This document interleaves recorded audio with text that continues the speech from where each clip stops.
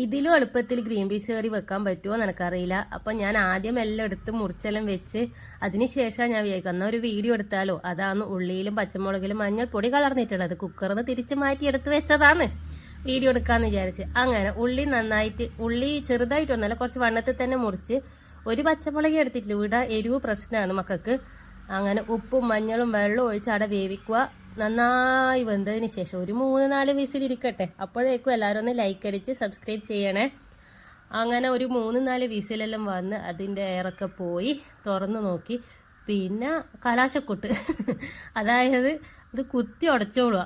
വേറെ തേങ്ങാപ്പാലോ മസാലകളോ ഒന്നും വേണ്ട. ഞാൻ വേറെ ഒന്നും ഇട്ടിട്ടില്ല. നല്ല ടേസ്റ്റിൽ ഗ്രീൻ പീസ് കറി കിട്ടും കേട്ടോ. അങ്ങനെ അത് അപ്പുറത്തോട്ട് മാറ്റി വെക്കാം, കാരണം വറുത്തിടണമല്ലോ, അതായത് താളിച്ചിടണമല്ലോ.